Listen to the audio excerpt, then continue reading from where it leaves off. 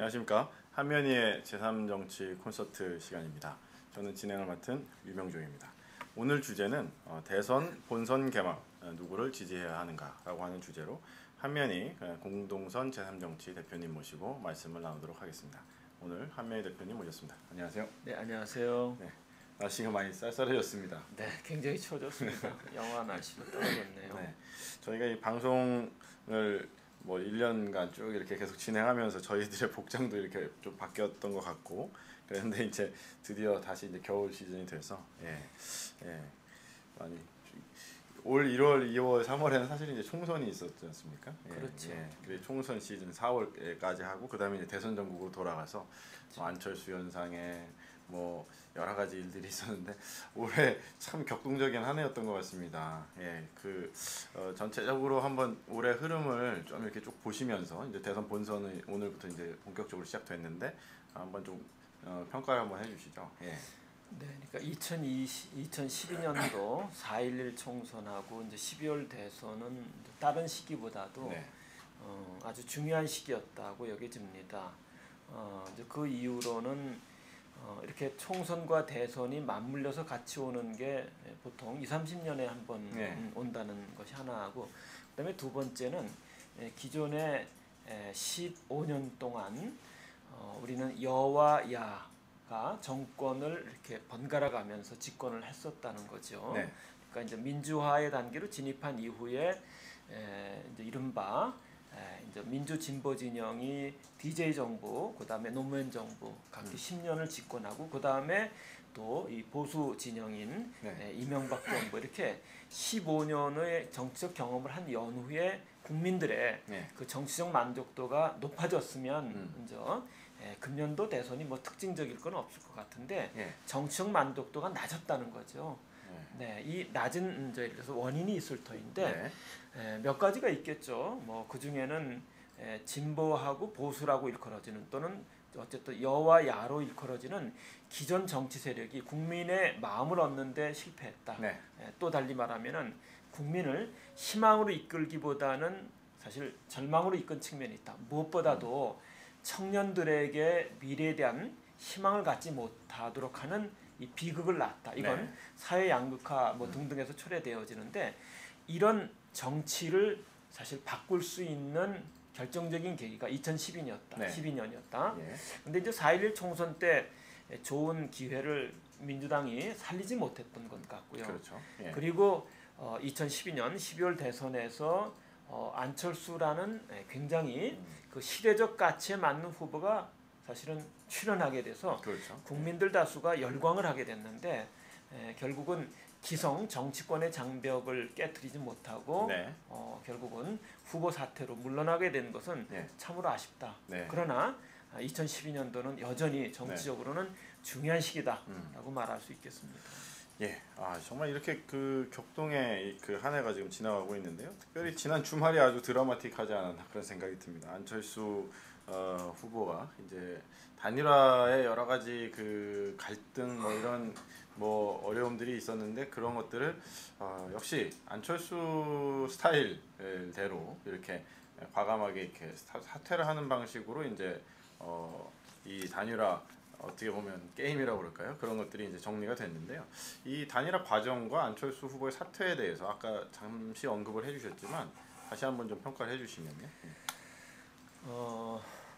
그러니까 2주 전에 그 저희 방송에서 강경선 교수하고 제가 이제 이 현실 정치에 대한 그 맞대담을 나눈 적이 있습니다. 한 열흘 정도 됐죠. 그러셨죠?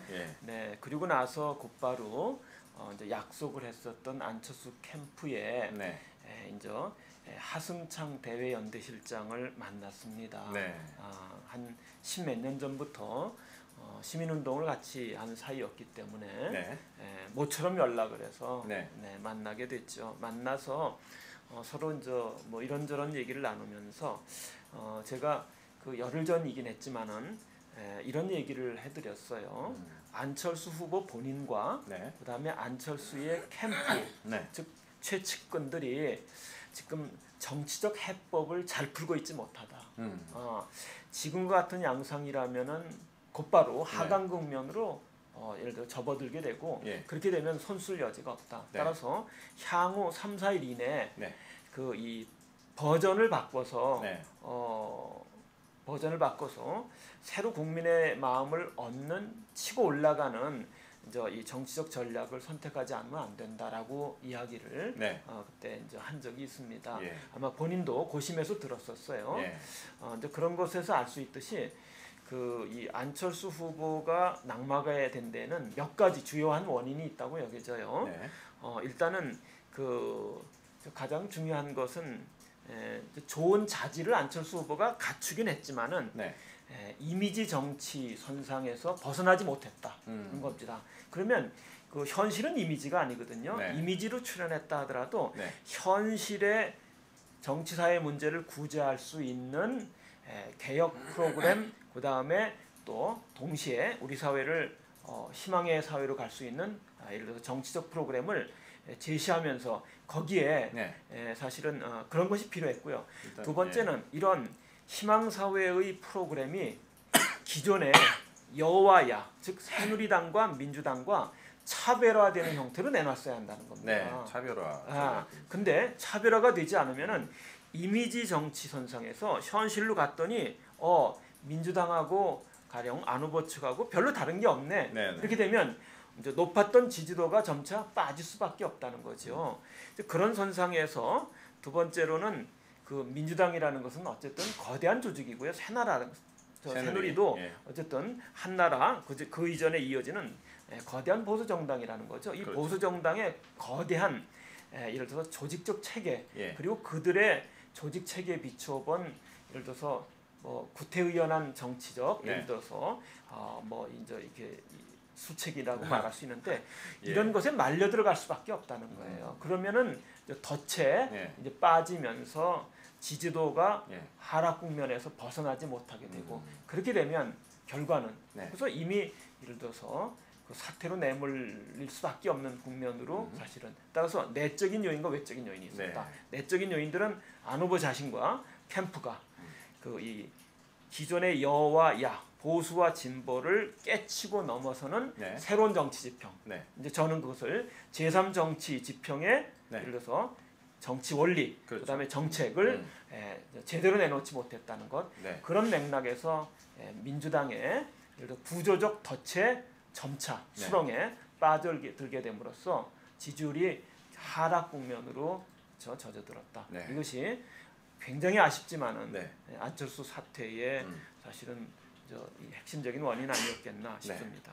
그러니까 결과적으로는 이 그 컨텐츠적인 측면에서 민주당과 차별화를 이루지를 못한 부분도 있고 그리고 캠프 구성원들을 또 봐도 사실은 뭐 이제 민주당과 결을 같이 하는 뭐 그런 비슷한 그러한 성격의 인사들로 주로 구성이 되다 보니까 제3 정치 진영의 무소속 후보라고 하는 그런 부분들이 이렇게 썩 드러나지는 않고 그랬던 부분이 있었던 것 같고요.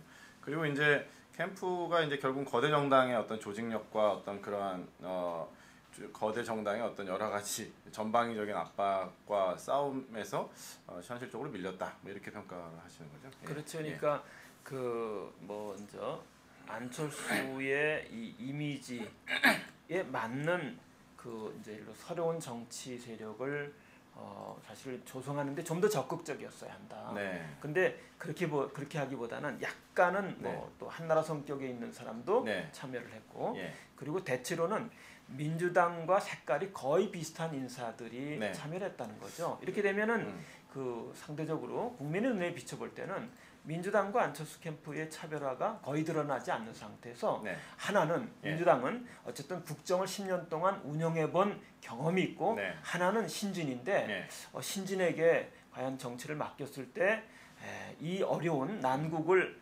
돌파해낼 수 있는 정치력을 발휘할 수 있겠는가 네. 의구심이 들 수밖에 없거든요. 그것을 못 보여주기엔 빠지게 된다는 거죠. 네. 그리고 이제 두 번째로는 역시 이제 앞서 얘기한 것처럼 그 이 정치적 비전인데 이 정치적 비전이 너무 개혁이라는 것에 즉 개혁적 구호에만 사실은 앞섰다라고 여겨집니다. 네. 대표적으로 이제 이것을 들 수 있을 것 같아요. 예를 들어서 국회의원 정수를 줄이는 문제를 네. 개혁의 시각으로 보면 국회의원도 사실은 기득권 세력이니까 기득권 세력의 권한을 낮춰야 되겠다. 그러려면 단순하게 300명의 국회의원 수를 200명으로 줄여야 되는 거 아니냐. 예. 사실은 이런 논리로 접근했다는 거죠. 물론 개혁이 필요는 하지만 개혁에 따른 예를 들어서 이 정치적 파장이 국민들에게 어떤 영향을 미치는지를 같이 고려했어야 되는데 그것까지 고려를 못하고 있었던 거죠. 그러면 국회의원 200명으로 줄인다는 말의 의미는 그 양면성을 띠고 있다는 거죠. 첫째는 그래 기존에 그 예를 들어 국민에 군림하려는 국회의원의 숫자를 줄였다라는 점에서는 분명 개혁적인 측면이 있다. 근데 두 번째는 뭐냐면은 그럼 국회의원이 어떤 존재냐면은 국회의원은 어쨌든 대의제 하에서 이제 그를 뽑은 국민, 즉 일부 국민의 의사를 대변하는 어쨌든 위치에 놓여 있다는 거죠. 근데 이들의 숫자가 지나치게 줄어들 경우에는 그 빈자리에 누가 역할을 하게 되느냐면은 관행적으로 행정을 펼쳐왔던 관료들. 근데 이 관료들이라는 게 그 일을 쭉 오랫동안 보수적으로 해온 사람이기 때문에요. 아무리 진보적이고 개혁적인 인사가 간다 하더라도요. 개혁할 수 있는 명료한 프로그램과 그것을 주도할 수 있는 장력을 갖고 있지 않은 한은 관료들에게 거의 다 먹힐 수밖에 없다는 거예요. 그러면 관료주의 폐해 속에 먹히는 결과를 초래할 수 있다는 거죠. 그리고 더 나아가서는 현대사회는 다원주의 사회거든요. 다원주의 사회라 하면 기존에 뭐 예를 들자면은 경제성장이라는 가치도 즉 산업화의 가치도 필요해요. 그리고 또 한편으로 산업화를 이루는 과정에서 과거 박정희 정부 또 군사정부 시절에는 민주주의를 탄압했던 거 아닙니까? 근데 사람은 빵으로만 사는 게 아니거든요. 그렇죠? 사실은 그 맑은 영혼으로 오히려 살아가야 사회가 건강해지는데 그 과정에서 필요한 게 민주화였다는 거죠. 그래서 민주주의 가치도 소중하다. 근데 문제는 이 산업화의 가치하고 민주화의 가치 이 두 가치만 있는 것이 아니라는 거예요. 이것 이외에도 뭐 예를 들자면은 예를 들어서 여성성이 반영되어지는 여성적 가치 그리고 또 뭐 어쨌든 전쟁이나 이런 것들이 많이 야기되어지면서 동북아가 지금 군비 경쟁이 이루어지는 과정에서 또 우리는 북한과 사실은 어쨌든 마주하고 있는 상황에서 한편으로는 뭐 경쟁도 해야 되겠지만 또 한편으로는 평화의 가치 그리고 이제 뭐 저 같은 경우에는 주된 전공으로서 20여 년 이상을 사실 그 분야로 예를 들어서 해왔는데 녹색의 가치, 이런 다원적 가치가 반영될 수 있었어야 한다는 거예요. 그러려면은 국회의원 수를 마냥 줄이는 것이 능사는 아니었다는 거죠. 근데 그런 것에 대한 세밀한 그래서 정책적 문제의식을 갖고 있지 않을 경우에는 이게 그 뭐 별 차이 없는 것 같고서 사실은 매달리게 됨으로써 국민 눈에게는 신선도가 떨어지는 그렇죠? 그렇게 되면은 너무 좋은 기회였는데 이 애석함을 참 어찌하기 어렵습니다. 그러니까 이제 그 사실은 안철수 현상이라고 하는 측면이 부각됐을 때는 사실 새누리민주로 대변되어지는 양대 정당의 정치가 아까 초반에 말씀하셨던 것처럼 국민들에게 감동이나 어떤 신선함을 주기보다는 오히려 진보 구태의연한 부분이 더 많았다. 그렇기 때문에 새로운 정치를 갈망하는 그러한 현상이 안철수라고 하는 인물에 투영된 것인데 그 안철수라고 하는 인물의 투영이 마치 이것을 야권 연대를 해야 되고 정권 교체를 위한 갈망으로 이렇게 해석이 되다 보니까 그것이 결국은 이제 새 정치보다는 어떻게 보면 정권 교체 그리고 다시 결국은 그래서 10년 전으로 다시 되돌아간 것 같은 그러한 느낌을 많이 준 것 같습니다.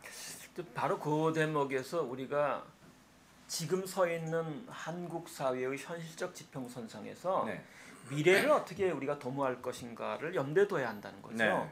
그럴 때 현재 그 안철수가 상징하는 것은 이 미래의 희망 정치의 가치라는 겁니다. 그런 구도가 하나 있고요. 또 다른 하나는 기존에 민주당과 그다음에 또 민주당의 힘을 합세했던 뭐 제야 또는 요즘 시민사회 세력 뭐 저도 사실은 다 그 맥락 선상입니다. 저도 제야 그다음에 시민사회 운동을 같이 해왔었는데 즉 이런 쪽에서는 민주주의의 시각으로 과거 세력을 보면은 반민주로 본다는 거죠. 따라서 민주 대 반민주의 대립 구도 속에서 보면은 이명박 정부는 반민주니까 다시 정권을 교체해서 민주주의로 되돌려야 되는 거 아니냐. 그 말이 부분적으로는 옳지만 절반만 옳다는 거예요. 그럼 벌써 이제 그 전에 패러다임 이전 패러다임을 다시 회귀하는 느낌이거든요. 그렇죠. 다시 이것은 그러니까 복고적 패러다임이라는 거예요. 네. 그러니까 정권 교체는 복고적 패러다임이었고요. 네. 그 희망찬 미래사회의 가치는 그죠? 이 복고가 아니라 미래지향적 가치였다. 네. 바로 그 민주당과 안철수, 네. 문재인과 안철수의 대비는 네. 바로 그런 정권 교체의 가치였느냐 아니면 미래 희망 가치였느냐였는데 네. 결국은 그죠? 미래 희망 가치가 정권 교체 네. 가치에 결국은 이렇게 무릎 꿇게 되는 현상. 이건 비극인 거죠. 네. 그러니까 정권 교체도 필요는 했다. 네. 그렇죠? 왜냐하면 산업화 세력 내지는 이쪽 세력은 사실은 경제 성장에 기여한 측면은 있지만 여전히 민주주의에 대한 문제의식이 약할 뿐만 아니라 민주주의를 유린한 측면도 사실 강했다. 네. 그런 점에서 민주주의를 회복시켜야 하는 것은 분명한 사실이다. 네. 그러나 절차 민주주의를 회복시키는 것만으로는 해결되지 않는다는 거예요. 내용도 민주주의는 그렇죠. 상당 부분 절차입니다. 그렇죠? 근데 절차 더하기 우리 사회의 희망을 가져다 줄 수 있는 그 컨텐츠 네. 이게 미래 희망 가치인데 이 부분을 너무 약하게 봤다. 네. 그리고 그런 점에서는 나는 많은 사람들에게 사실은 안철수 그 후보 사태에는 책임이 있다고 여겨져요. 심지어는 조국 교수도 책임이 있다. 네. 그는 너무 일찍 정권 교체를 외쳐댐으로써 네. 그래서 후보 단일화만이 지상 과제인 것처럼 여겨짐으로써 네. 그렇게 해서 서로 5년은 얻을지 몰라도요. 네. 우리가 미래를 멀리 보는 네. 그런 가치를 그죠? 사실은 잃어버리는 우를 범하게 됐다. 네. 따라서 조국 교수를 비롯해서 민주당의 많은 사람들, 네. 심지어 이제 원로 회의의 일부, 예를 들어서 원로분들도 지나치게 복고적 마인드를 갖게 됨으로써 네. 미래의 희망 가치를 잃어버리는 우를 범하고 있다라고 여겨집니다. 안타까운 일입니다. 예. 보니까 이제 그 정당 지지율을 보면은요. 사실 새누리당은 집권 여당이고요. 집권 여당의 에 대한 어떤 여러 가지 그 실정이라고 그럴까요? 그런 것들이 충분히 누적이 되고 또 경제 성장도 사실 제대로 못한 부분도 있고 뭐 여러 가지 문제들이 발생하고 있는데 여당에 대한 심판이라는 느낌이 안 드는 거죠. 이번 그 대선 구도가. 그리고 마치 현 정부와 박근혜 후보는 마치 다른 당에 있는 사람 같다는 느낌을 주면서 결국 이게 이제 여당에 대한 정권 심판의 성격보다는 그냥 진보 보수 구도로 이렇게 딱 됐다라고 하는 게 좀 아이러니한 부분이라고 생각이 좀 드는데요. 네. 바로 그 점에서 그 기존에 이 민주 진보 세력이 조금 간과하고 있다고 여겨지는데 일단 MB 정부 5년을 겪으면서 뭐 저도 그렇지만 대다수 국민들도 상당 부분 절망을 느낀 게 사실입니다. 일단 그 MB 정부의 747 공약 자체가 굉장히 허구적이었다. 네. 그게 이미 모든 것으로 지표라든가로 이제 말해주고 있고요. 성장이 안 된 거죠. 그리고 이제 두 번째로 MB 정부는 이제 기본적으로 그 이 민주주의를 부분적으로 유린했다. 네. 이건 이제 큰 문제여서 회복이 필요해요. 근데 세 번째로 MB 정부에게는 다른 이전 정부에 비해서 MB 정부 참여 인사들의 권력과 금력, 돈에 대한 탐욕이 굉장히 지나쳤던 겁니다. 그래서 요소에 많은 분쟁을 불러일으킨 나머지 형님도 그리고 이제 최측근인 뭐 예를 들어서 방통위원장 최시중 이런 분들이 다 감옥 가 있는 거 아닙니까? 네. 그런 점에서 MB 정부에 대한 심판의 국민적 정서가 사실은 이렇게 올라와 주는 시점이었던 거예요. 근데 묘하게도 그 이 박근혜 캠프에서 전략을 잘 세웠어요. 그래서 MB 정부와 박근혜 진영을 사실 차별하는데 부분적으로 성공을 거뒀다. 그러나 뿌리를 보면 MB 정부의 인사들이나 박근혜를 둘러싼 인사들이나 동일하다는 거죠. 그렇죠? 따라서 이 동일선상의 뿌리를 바로잡을 때에는 물론 예를 들어서 이 정권 교체라는 화두가 필요하다. 그러나 박근혜가 이미 뭐 예를 들어서 문의를 좀 내는 측면에 가까웠지만은 보수의 본령으로 가려는 경향이 있었고 그 과정에서 비교적 이렇게 신선한 보수적 인사들을 섭외를 했었어요. 김종인, 그다음에 또 이 중앙대 이상돈 교수, 뭐 그다음에 이제 청년 이런 분들을 수혈을 했기 때문에 이런 분들하고 맞설 수 있는 새로운 가치를 이제 민주 진보 선상에서 내놓는 이게 안철수가 갖고 있었던 미래희망 가치였다. 근데 이게 죽어버리면 그렇죠? 복고적 정치 구도로 다시 되돌아가는데 박근혜는 약간의 신선함이 있지만 문재인의 민주당은 안철수를 잃어버리게 됨으로써 그 네. 부분을 보여주지 못하게 되는 예. 그렇게 되면 자칫하면 열세 국민의 노임으로써 네.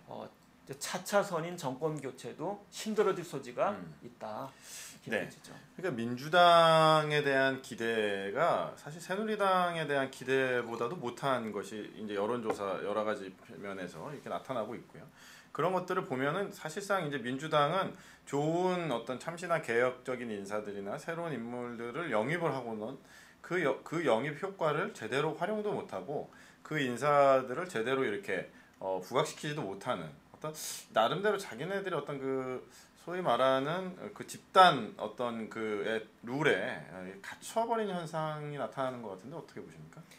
그러니까 뭐 새누리랑 불가피하게 네. 또 이렇게 비교를 하지 않을 수 없을 터인데 네. 이제 박근혜 캠프의 경우에는 뭐 지금은 퇴색이 되긴 했지만 네. 김종인 예를 들어 전 수석을 불러서 그 경제민주화의 화두를 어쨌든 부분적으로 제기를 했고요. 네. 이제 그 이전에는 그 뭐 보수 세력의 복지 정책이라는 게 통상은 그 이제 선별적 복지 또는 자녀적 복지로 해서 복지에 대해서 굉장히 수동적인데 네. 박근혜는 실현 가능성 굉장히 낮지만은 네. 현란하게 또 듣기에는 또 이름도 그럴싸한 뭐 생애 주기별 맞춤형 복지라든가 네.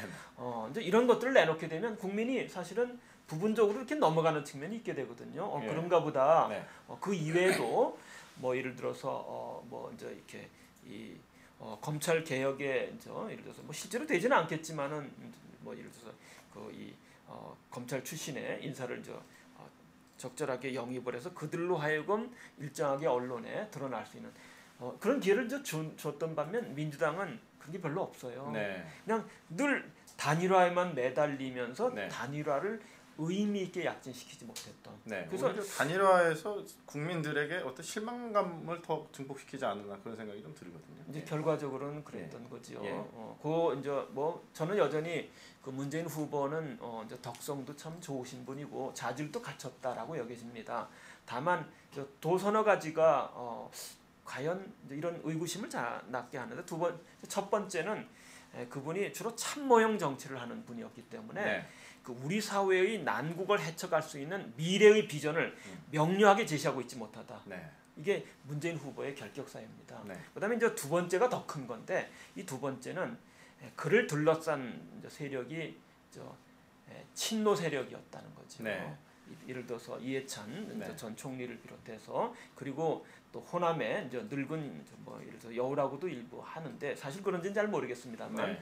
박지원 의원을 예. 비롯해서 이런 분들로 둘러싸인 채 사실은 이 행보를 취하는 국면이기 때문에 이제 좋은 분임에도 불구하고 국민들의 마음을 얻는데 아직은 성공을 거두고 있지 못하다. 네. 이런 문제들을 불식시키지 않는 한은 네. 사실은 역사적으로 사실은 이 좋은 기회를 놓치게 하는 네. 죄 짓는 행보를 문재인과 안철수가 이 민주당을 할 수 있겠다. 네.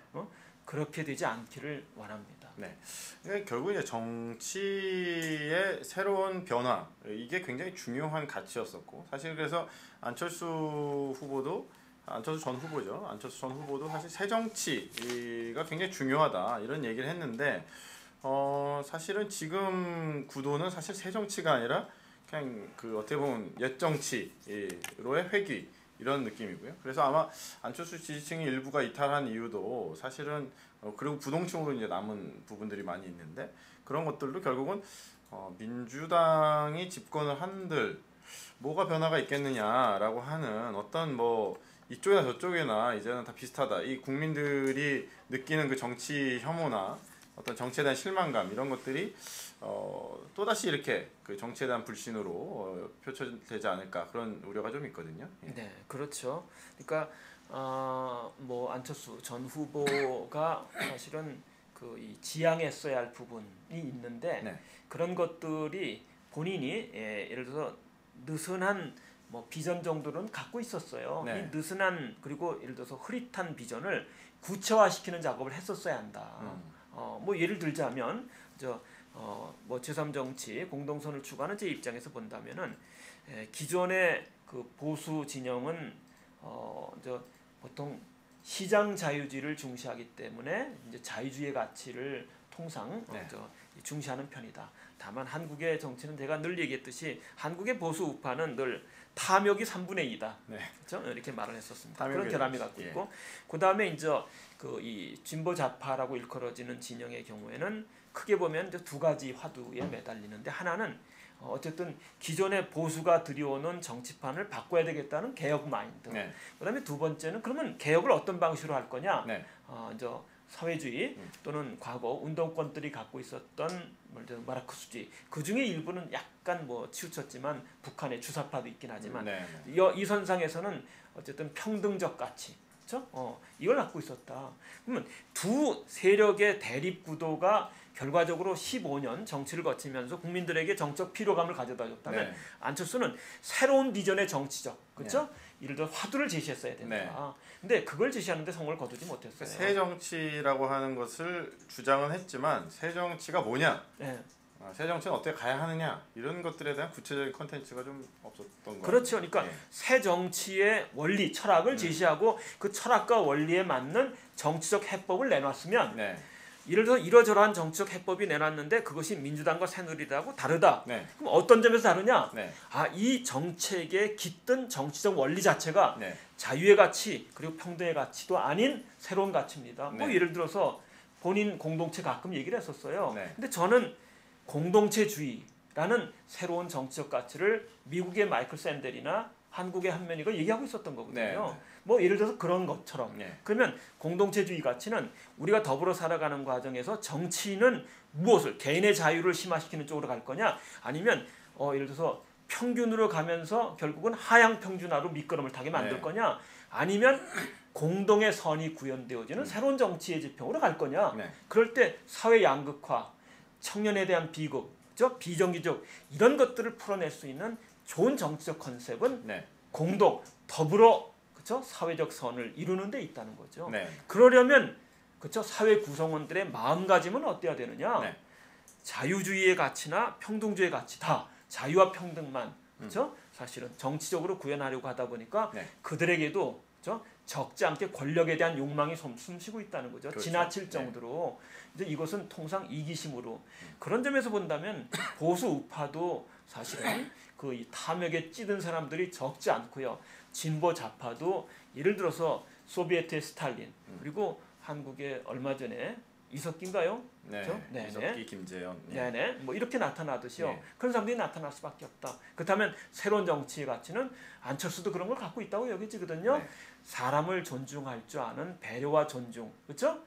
서구식으로는 박의 가치고 동아시아적 번호들은 인의 가치, 그렇죠? 그러니까 이런 등등의 조금 신경을 써서 그렇죠? 새로운 것을 내놓고 국민의 마음을 잡았더라면 저는 하강 국면으로 가는 것이 아니라 한 번 더 질적으로 치솟는 단계로 갔을 거다라고 여겨지는 거죠. 그런 선상에서 정당 정치, 기존의 정당 정치를 바꿨어야 하는 겁니다.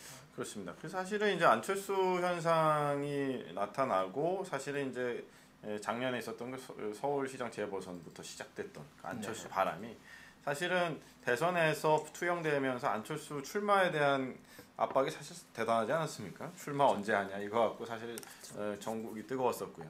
그래서 막상 출마를 하고 난 다음에 정말 많은 분들이 새 정치에 대한 기대감에 불탔을 것인데 이제 저는 이제 모니터링을 하면서 이제 캠프 구성하는 것부터 조금 이상하다. 캠프의 주 인사들이 쭉쭉 참여하는 걸 보면서 민주계 라인 뭐 또 이런 쪽 라인들이 쭉 이렇게 합류하는 거 보면서 이게 아예 처음부터 구성 자체가 단일화를 염두에 둔 호석이 아니었느냐.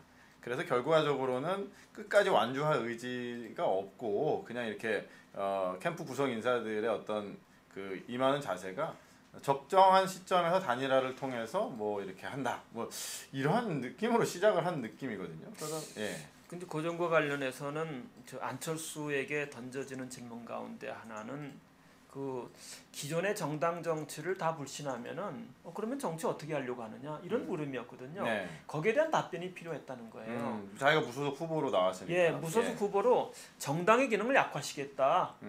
그래서 정당과 무관한 정치를 하겠다는 건지 네. 아니면 기존의 정당이 잘못 나가고 있으니까 정당을 재편하겠다는 건지 저는 전자보다는 후자였어야 한다고 보는 겁니다. 기존 정치권에 예, 현대 사회는 정당 정치라는 것을 부정할 수는 없다는 거죠. 네. 다만 기존의 정치, 정당 정치가 잘못하고 있다면 이걸 깨트리면서 재편하면 되는 거지. 외부 세력이 또 그래서 필요한 거고. 그렇죠. 예. 근데 정당 정치에 대한 문제 의식이 약하게 되면 그냥 그 당을 만들 생각도 안 하고 있고 대통령 당선된 뒤에 당을 예를 들어서 뭐 어쨌든 그 정치적으로 맞는 그런 당을 만들겠다는 건 이런 것들이 굉장히 불투명했다는 거죠. 거기에서 이제 논리적으로 공세를 당하니까 그렇죠. 이제 좀 애매해진. 예. 왜냐하면 정당을 둘러싸여 정치라는 건 혼자 하는 건 아니거든요. 예. 그러니까 대통령이라 하더라도 그 정치적 비전을 갖고 그 비전을 실행할 수 있는 장관을 비롯한 팀이 예를 들어서 있어요. 이 청와대 뭐 예를 들어서 이 참모를 비롯한 이렇게 구성해 갖고서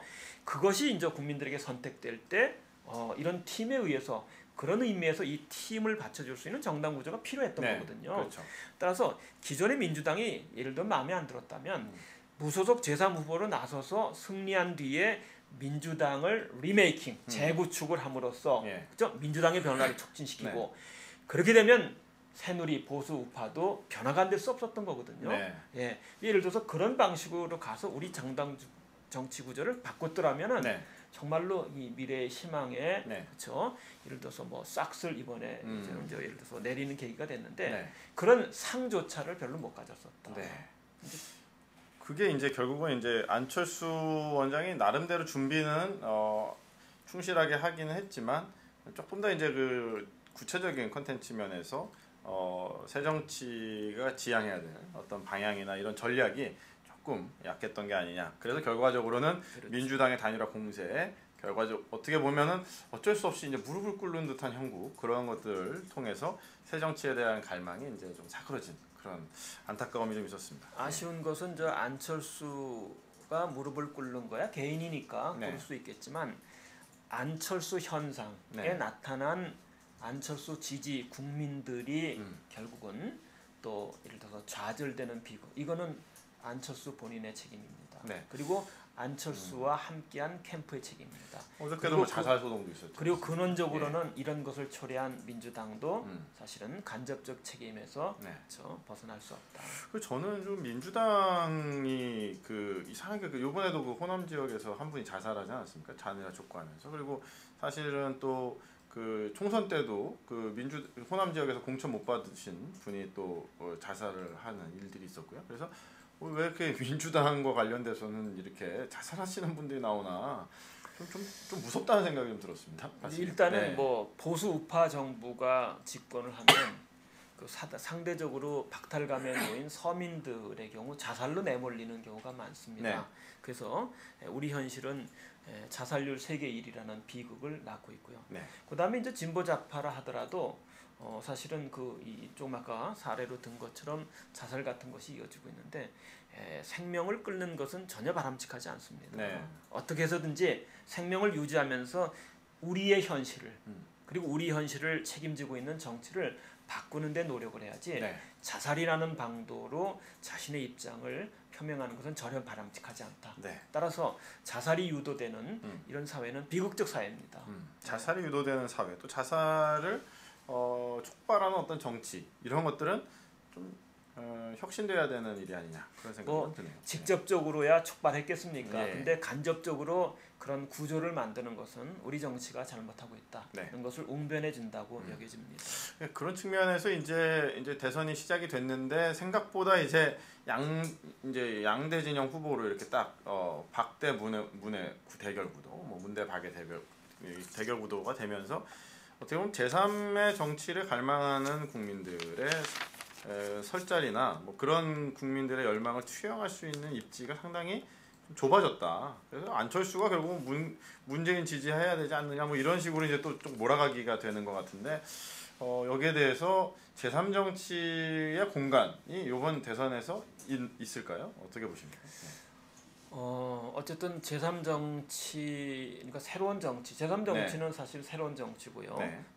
새로운 정치는 제3, 왜냐하면 제1 정치가 뭐 편의상 네. 보수 우파의 정치라면 제2 정치는 기존의 진보 좌파의 정치였다. 네. 양자의 대립 구도를 깨트리면서 새로운 사회를 만들기 위한 정치 지평을 조성해야 되겠다. 네. 요게 이제 새 정치 그리고 요게 제3정치라고 저는 해석을 하는 거고요. 네. 그런 선상에서 안철수 현상은 제3정치를 웅변하는 것이었다. 그래서 개인적으로는 저도 지난 목요일이었나요? 네. 네, 목요일 날 또 안철수 캠프 쪽에 제가 잘 아는 교수가 전화를 해서 강경선 교수하고 저하고 뭐 이렇게 안철수 지지 이렇게 명단에 넣었으면 어떻겠느냐 해서 강경선 교수도 동의를 해주셨고 저도 이제 동의를 해드렸습니다. 그래서 네. 그동안은 제가 거의 입장을 취하고 있지 않다가 마지막에 이제 너무 기울어가는 것 같아서 네.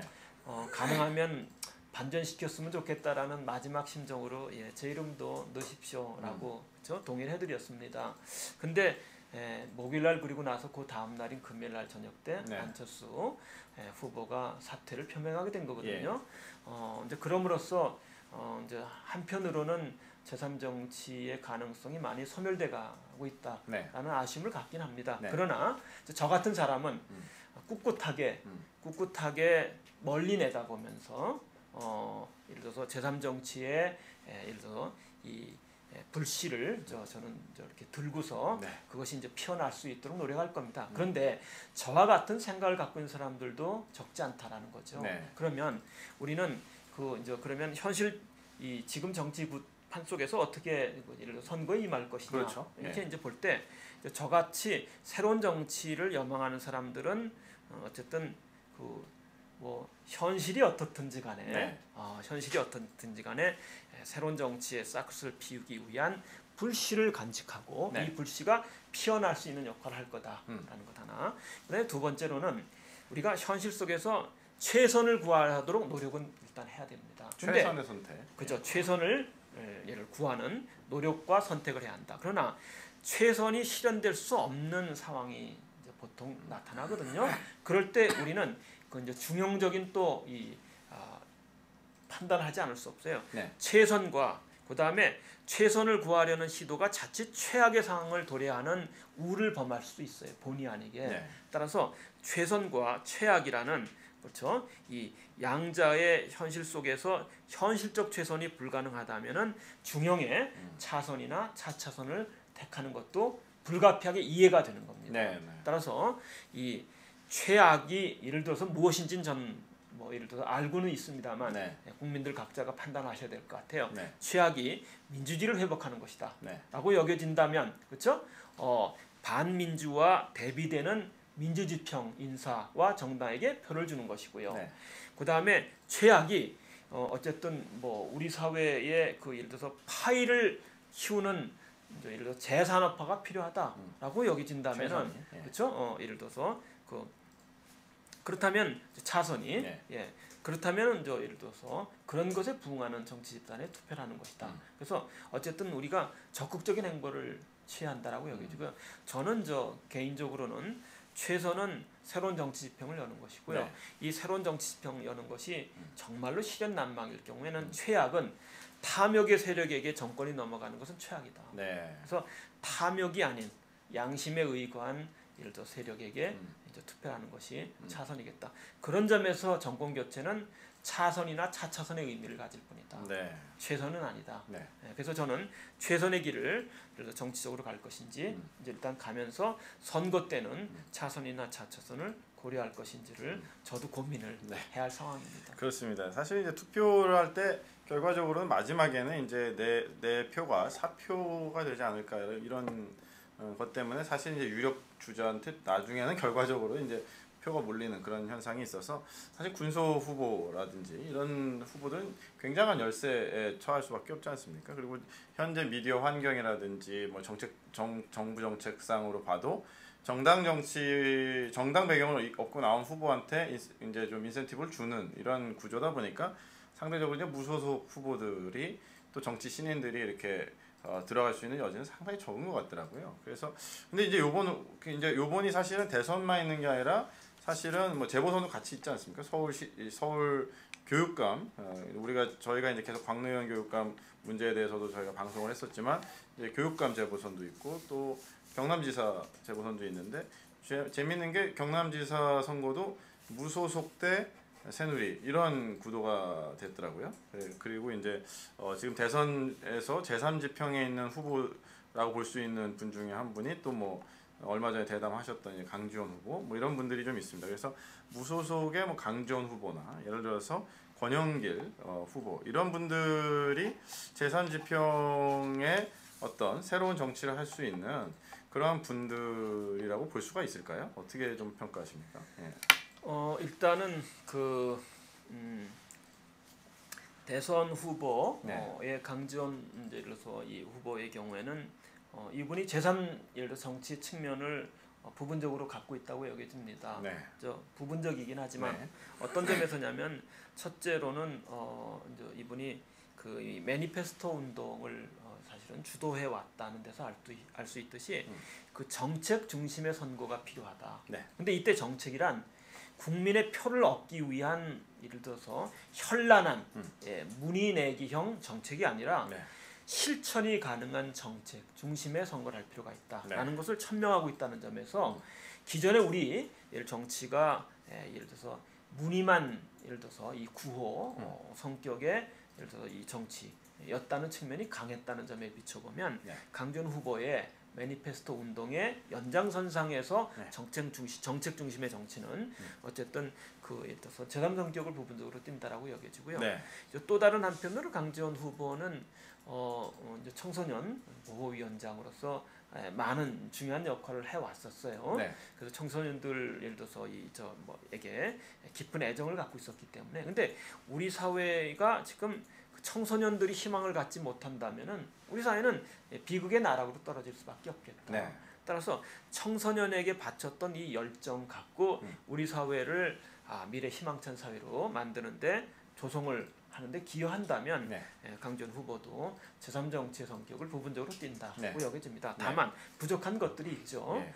부족한 것들은 사회적 약자하고 예를 들어서 함께하는 모습을 좀 더 많이 보였어야 되는데 네. 예를 들어서 제가 갖는 아쉬움은 노동 형제들에 대한 아쉬움, 예를 들어서 노동 형제들과 같이 하는 이런 모습이 좀 굉장히 약했다라는 아쉬움 이런 것들은 보여지는데 네. 그런 것들은 좀 더 보완해줬으면 좋겠다라는 생각을 갖고요. 네.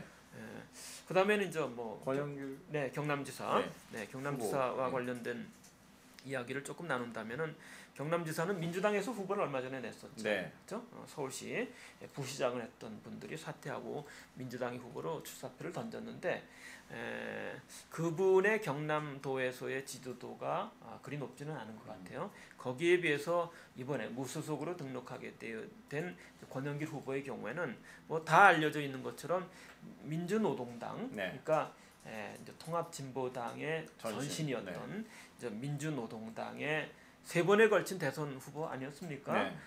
늘 우리 사회의 당시 약자였었던 노동 형제들의 계급적 이해 또는 경제적 이해를 대변하는 정당이었기 때문에 제3정치의 측면보다는 사실 제2정치의 평등가치에 그렇죠. 아주 가까운 후보였다라고 말할 수 있습니다. 후보. 다만 지금 선 자리가 네. 저는 권영길 이제 후보하고 한 2달 사이에 여러 차례 만났었습니다. 네. 고심을 하고 계시더라고요. 본인은 또 통진당 사태 또 상당한 좀 상처가 있었지 않겠습니까? 네. 뒷얘기입니다만은 거의 5년 전, 4년 전쯤 된 것 같아요. 네. 권영길 그러니까 5년 전, 4년 반쯤 됐을 것 같아요. 지난 대통령 선거가 끝난 뒤에 권영길을 예를 들어서 이 후보하고 그다음에 이제 저희 이제 과거 운동을 같이 했던 동지 몇 사람이 모여서 권영길 후보한테 다음번 대선 때는 권영길 의원님 출마하시지 마시고 이제 뒤로 물러서서 좋은 정치인이 출연할 수 있도록 뒤에서 어른 역할을 하시면 정말로 좋겠습니다. 3번 대선 나온 걸로 이제 족합니다. 네. 이런 얘기를 드렸어요. 그런 이야기를 저희만 했겠습니까? 아마 다른 쪽에서도 했었던 것 같아요. 그래서인지 작년도 창원 지역구에서 출마하면 당선 가능성이 높음에도 불구하고 지역구를 양보한 겁니다. 현역 국회의원이 지역구를 양보한 거예요. 그래서 후배들이 나설 수 있도록 그리고 대선 후보도 누군가 나서게 된다면 아마 뒤에서 후원하려는 그런 자세를 가졌었던 것 같아요. 네. 일단 그런 선택은 사실 소중하고 귀한 선택입니다. 네. 그렇죠? 그런데 그래서 빠진 그런 국면에서 민주통합당이 어떻게 가느냐면은 유시민 계열, 그다음에 통합진보당. 그렇죠. 예. 그러니까 그 이전에는 네. 민주노동당이었죠. 네. 민주노동당이 유시민 계열과 그다음에 또 이제 이탈에 갔었던 예. 심상정, 노회찬 네네. 네, 이제 계열하고 함께 네. 통합진보당으로 간 거 아닙니까? 이 과정에서 이제 이분은 어쨌든 뒷선에서 네. 머쓱해지신 거죠. 네. 근데 잘 가기를 어쨌든 성원하는 입장이었는데 통진당의 이석기, 네. 예, 김지연 사태가 발생한 거거든요. 네. 이런 선상에서 이제 본인의 역할은 끝났다고 판단을 해서 네. 이제 저하고 얘기 나눈 바로는 이제 정치적 원로로서 그 시민 정치의 예를 들어서 이 역할을 시민을 상대로 정치가 바르게 가도록 하는 정치인이 아닌, 그러니까 예를 들어서 뭐 국회의원이라든가 이런 정치인이 아닌 그런 정치 역할을 하시겠다라고 생각했는데 사실은 경남도에서 인기가 비교적 높은 거죠. 네. 이제 그런 선상에서 아마 민주당 그리고 통진당 그리고 이제 그쪽의 제야민주화 세력이 권영길 의원 전 의원한테 네. 출마를 권유했던 것 같고 그런 네. 선상에서 무소속으로 네. 이번에 어쨌든 참여를 하게 됐는데 네. 저는 어쨌든 그 이 경남도지사 선거에서 권영길 무소속 후보가 어쨌든 승리했으면 좋겠다. 네. 그러면 우리 사회를 바꾸는데 부분적으로 기여를 할 거다라는 생각을 갖게 됩니다. 네. 그러니까 이제 진보 진영에 계셨던 분도 무소속으로 나오셔서 제3정치의 어떤 지평으로 어떻게 보면 같이 연대를 할 수 있는 부분이 있고 또 강주현 후보는 보니까 이제 약간 보수 진영 후보로 분류가 되시더라고요. 그런데도 불구하고 이제 제3정치의 가치가 있는. 강주현 후보의 경우에는 본인이 약진하면 보수 진영의 표를 잠식하는 걸로 보통 예측이 되죠. 네. 이제 그런 점에서 보듯이 다소 보수적이다. 그러나 강주현 후보는 그 보수 세력의 주된 특징 중에 하나인 탐욕과 거리가 먼 양심에 의거한 네. 정치를 하고 있다는 점에서는 네. 어쨌든 제3정치의 성격을 띠고 있고요. 네. 권영길 의원도 기존의 뭐 이제 진보 예를 들어서 뭐 이 정당이라든가 또는 민주당이 아닌 무소속으로 출마하는 성격이기 때문에 네. 부분적으로는 제3정치 색깔을 띠고 있다. 네. 다만 여전히 평등의 가치라는 이 노동자 계급의 이해를 대변하는 강고한 입장을 갖고 있기 때문에 네. 그렇게 해서 조금 평가를 날려할 수는 있겠습니다. 네. 그 대결주의 정치가 계속되고 어떻게 보면 탐욕의 정치가 지속되는 이런 상황 속에서 좀 더 가치 중심의 정말 정치가 정치다운 어떤 그래서 정치가 뭐 이렇게 권력을 통해서 자기의 욕망을 충족시키는 그러한 탐욕의 도구가 아니라 정말 국민들을 섬기고 국가를 새롭게 할 수 있는 좋은 툴이 바로 정치이기 때문에 그런 측면의 정치를 하고자 하는 분들이 보수도 좀 재구성을 하고 또 진보 개혁도 좀 재구성이 돼서 좀 한국 정치가 이제 한 단계 더 업그레이드된 선진화되는 그러한 길로 나아가야 되지 않느냐 뭐 그런 생각이 들고 거기에 이제 제3정치의 역할이 있지 않느냐 뭐 그런 생각이거든요. 그렇죠. 네. 그래서 이번에 이제 국민들은 그러면 선택을 해야 되는데 그 국민들의 열망이 정치권에 좀 이렇게 그 사인을 좀 줘야 되지 않을까 하는 생각이 좀 듭니다. 뭐 이제 결국은 이제 보수 진보 이제 양자 대결 구도로 가다 보면은 결국은 이쪽 저쪽 편가르기식으로 쫙 갈라져 가지고 되면서 이긴 쪽이 마치 굉장히 잘한 것 같고 진 쪽은 뭐 그냥 아쉽게 패배한 이러한 방식으로 해서 다시 그 이후에도 이러한 양당의 구태의연한 그런 정치 세력이나 이런 분들에 의해서 계속 이렇게 정치권이 나아가는 것은 어떻게 보면 좀 비극적인 일이 아니냐 생각이 좀 들거든요.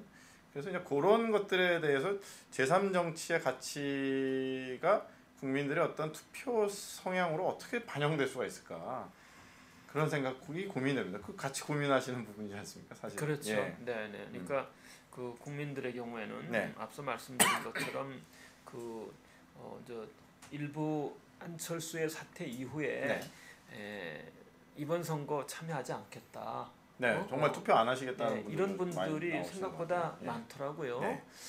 근데 저는 이런 입장이죠. 투표를 안 하는 소극적 행위.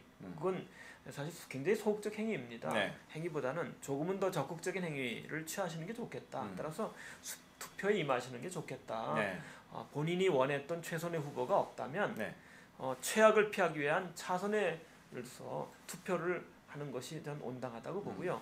그런 점에서 본다면은 본인이 새로운 정치에 대한 열망이 정말로 강하다면 조금은 예를 들어서 최선이 아닌 분이라 하더라도 제3정치를 대변하는 부분적으로라도 대변하는 네. 분에게 투표를 주거나 네. 그보다는 예를 들어서 차선이지만은 어쨌든 탐욕의 세력에게 정권이 넘어감으로써 권력이 네. 농단되는 것은 바람직하지 않다. 네. 그리고 민주주의의 가치도 여전히 소중하거든요. 네. 그런 것들을 사실 회복할 필요가 있다라고 여겨진다면은 여전히 민주하고 그다음에 이제 개혁에 초점을 맞춘 후보에게 사실은 투표하는 것이 나은 것이지 투표를 안 하는 것은 그렇죠? 좋은 선택은 아니다라고 네. 말할 수 있습니다. 네, 그래서 유권자들의 어떤 선택이라고 하는 측면에서는 이제 선택을 하시는 게 일단 좋고, 뭐 양대 정당 후보에 투표를 하셔도 되지만 사실은 이제 주목받지 못하지만 또 개혁적인 또 정치를 새롭게 하실 수 있는 그런 후보한테 투표하시는 것도 어떻게 보면 기존 정치권이 무시할 수 없는 최소한의 약간의 지지가 더 나온다면 그것이 투표 안 하는 현상으로 나타나는 것보다 훨씬 바람직할 수 있다. 그렇게 그렇죠. 보시는 거죠? 예. 그렇죠. 네, 그렇습니다. 그래서 이제 저희가 투표를 안 하는 게 뭐 성격대로 정말 내가 진짜 성격대로 하면 투표하고 보고 다 가서 선거 용지를 막 찢어버리고 싶다. 뭐 이런 혹시 분노하시는 그런 분들이 혹시 있을지 모르겠지만 찢지 마시고 그래도 이렇게 도장은 또 여러 군데 찍지 마시고 이렇게 한 군데 딱 제대로 찍어서 한 표가 제대로 행사될 수 있도록 하시는 게 좋겠다. 뭐 그런 생각이 드네요. 네. 네, 뭐 그럴 때 한 가지 더 우리가 고려해야 되는 것은 한국 사회 현실을 보자는 거죠. 네. 다 잘 알려져 있는 것처럼 사회 양극화가 너무 심화되어 있다. 네. 그래서 이 상위 1%와 그다음에 대기업 재벌이 독식하는 구조가 돼 있다. 이것은 불행한 사회로 가는 첩경입니다. 그렇죠. 이것을 완화시키는데 누가 적절한 네. 역할을 할 것이냐, 예. 그렇죠?를 보아야 한다는 거죠. 그런 점에서 본다면은 새누리의 박근혜 후보는 경제 민주화의 예를 들어서 상징성을 부분적으로 띠고 있는 김정일 수석을 불렀지만 네. 경제 민주화를 사실은 거의 빗바라게 만들어 버렸어요. 네. 그래서 예. 김정인 예를 들어서 전 수석이 이제 들리는 바로는 새누리하고 결별해야 되는 거 아니냐라는 말도 떠오를 정도로 계속 갈등이 이렇게 들어갔다 나왔다 하지 않습니까? 그런 점에서 본다면은 사회 양극화를 새누리는 해소하기 어렵다라고 여겨져요. 그렇다면 민주당은 사회 양극화하는데 상당 부분 기여할 거라고 여겨집니다. 그래서 그 점을 난 일단 염두에 둘 필요가 있고, 두 번째로는 누가 비정규직을 철폐하는데 적극적이겠느냐. 그러니까 서구 선진국의 비정규직은요 전문직일 경우에 비정규직을 두거든요. 그렇죠? 따라서 비정규직이 정규직보다 월급이 더 많아요. 네. 왜냐하면 다시 말해서 한시적으로 계약을 맺어서 일하는 것이기 때문에 그렇죠. 네. 전문성을 띈 사람들에게 더 많은 월급을 주는 겁니다. 그렇죠. 아니면 같은 월급을 주더라도요. 근데 우리는 아주 나쁜 형태로 비정규직이 도입돼 있단 말이에요. 네. 쉽게 쉽게 말하면 동일 노동을 했는데 월급을 절반만 주기 위해서 비정규직을 악용하는 것이 우리 기업의 현실이고요. 이런 현실을 제공한 것이 우리 정치권이라는 거예요. 네. 이런 정치, 이런 기업 풍토를 혁신할 수 있는 네. 예를 들어서 후보에게 투표를 할 필요가 있다. 네. 그리고 이제 세 번째로는 청년들이 미래에 대해서 희망 갖는데 보탬이 될 수 있는 네. 후보가 있다면 예. 그 후보에게 표를 던지는 것이 좋겠다라고 얘기합니다. 네, 저는 이런 생각도 좀 해봅니다. 양당 체제나 이런 양대 정당에 표 주기 싫으신 분들이 있을 겁니다. 새누리도 싫고 민주당도 싫다 이런 분들은 그냥 무소속 후보들 중에서 한 분한테 이렇게 표를 주시는 것도 좋다. 그래서 이게 왜냐면은 이제 투표율이 나타나지 않습니까? 그래서 무소속 후보가 의미 있는 득표를 했다, 뭐 3%를 하든지 5%를 했다 그러면 이게 나중에 사실은 데이터로 남아서 이제 이 기존 정당 후보들이나 기존 정당 관계자들이 이 부분을 이제 전략에 반영할 수밖에 없다고 보여지거든요. 그래서 결국은 이제 양대 정당 싫어. 그러니까 난 투표장에 안 갈래. 이거보다는 양대 정당 싫으면 무소속 중에 좋은 분이 그냥 그 중에 마음에 드는 분이라도 찍어서 이게 바로 우리의 표심이다. 안철수 현상을 가능하게 했던 그러한 그 표심이 그런 식으로 좀 표출될 수 있는 그러한 일들이 좀 있었으면 좋겠다. 뭐 그런 생각도 좀 해보게 되네요. 예. 그렇죠. 네. 그러니까 그 국민들의 경우에 새로운 정치에 대한 열망이 여전히 깊은 사람은 무소속이지만 새로운 정치를 실현하는데 도움이 된다고 하는 후보가 있다면 그 후보를 주저없이 지지할 필요가 있겠다. 네. 그리고 이제 새로운 정치가 지금은 물 건너갔다라고 판단되는 분들의 경우에는 네. 그렇죠? 상대적으로 어떤 정당이 또는 어떤 정당의 후보가 우리의 삶을 더 낫게 하는데 도움이 될 수 있을 것인지를 판단해야 한다. 그런 점에서는 또 민주당의 후보를 저로서는 이제 염두에 두게 되는데 예를 들어서 선택하는 게 낫지 투표를 안 하는 것은 그렇죠? 소극적이어서 바람직하지 않다라고 얘기해 줍니다. 네, 일단 투표는 하는 걸로 전제하시고 누구를 찍을지는 이제 선택하시면 좋을 것 같고요. 이제 시간이 거의 다 됐는데요. 어쨌든 대선이 본선이 시작됐고 한 20여일 정도 남았는데 제3정치 운동을 하시는 입장에서 뭐 앞으로 계획이나 또 이제 뭐 사실 대선이 정치가 끝이 아니고 또 다른 시작이라고 볼 수 있는데요. 어쨌든 어떤 결과에 관계없이 취하실 어떤 전략적 행보가 있으시다면 좀 말씀해 주시죠. 네, 뭐 그 저는 잠깐 말씀드렸던 것처럼 그 보수 우파가 열린 자세로 정치적 가치를 보여잡는다면 자유의 가치이겠다. 네. 따라서 자유의 가치는 부분적으로 필요하다라고 여겨집니다. 자유의 가치는 필요하다. 필요하다. 근데 그것은 충분치 않다는 거예요. 네. 사회를 건강하게 하는데 필요할 뿐이지. 네. 그다음에 이제 자유의 가치하고 대비되어지는 것이 그럼 사람이 예를 들어서 자유주의에 의거해서 개인이 자유롭게 행동할 경우에는 능력의 차이가 있고요. 네. 그다음에 어떤 부모 밑에 태어났느냐라는 또 차이가 있다는 거예요. 출신 그렇죠? 배경이라든지. 네네. 따라서 그 능력이 약하거나 부모를 잘 만나지 못했을 경우에는 예를 들어서 그 사회 내에 뭐 하류층, 빈곤층으로 전락할 소지가 있다. 이런 건 바람직하지 않다는 거죠. 핸디캡을 안고 태어나신 분들이 있는 거죠. 따라서 이들도 출발선상에서 가능한 한 그렇죠? 같은 선상에서 출발할 수 있도록 평등적 기획이 필요하다라고 여기죠. 그런 점에서 평등의 가치도 여전히 전 소중하다고 봐요. 그러나 평등의 가치도 필요한 가치일 뿐이지 충분한 가치 아니라는 거예요. 그런 점에서 언뜻 뭐 일부는 자유와 평등을 중간에서 그렇죠? 적절하게 배합하는 중도 정치가 제3정치 아니냐.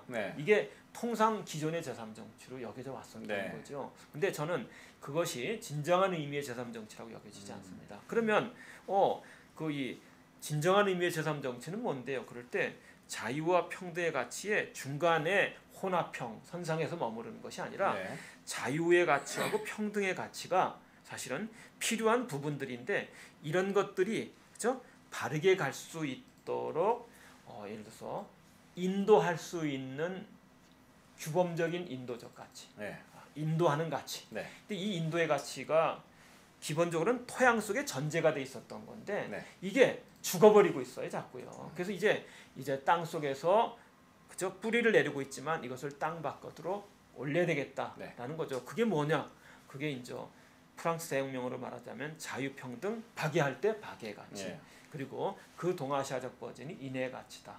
따라서 인해의 가치를 이제 정치적 면으로 들이워서 이 인해의 가치에 의해서 자유와 평등이 조절될 때 그럴 때 정책이 온전하게 간다는 겁니다. 그게 진정한 의미의 제3정치 가치고 그런 선상에서 펼쳐지는 새로운 정치 지평은 자유나 평등 그런 것들을 아우르면서 우리 모두에게 선이 되어지는 공동선을 구현하는 그러면서 공동선에 참여하는 개개인의 구성원들은 보다 더 이기적이 되어가는 것이 아니라 보다 더 양심적이 돼가고 보다 더 그렇죠? 덕을 갖춘 사람으로 커가는 사회를 만드는 이게 이제 진정한 의미의 제3정치다. 따라서 이 길은 고단하고 멀어요.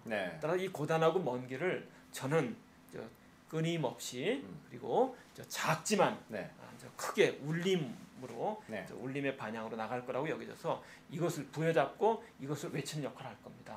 다만 이런 외침을 하는 과정에서 이번 12월 대선에는 이런 가치에 가장 맞는 예를 들어서 후보가 있다면 네. 그런 후보들에게 이 정신을 나눠주고 그것이 실현되도록 하는 데에도 노력을 할 겁니다. 가장 근접한 후보가 있다면 이제 네. 같이 네. 하시겠다. 그것이 네. 뭐 무소속이 됐든 네. 또 예를 들어서 어떤 정당이 됐든 이런 가치를 나눠줘서 이제 실현토록 하는데 네. 여전히 노력하겠다.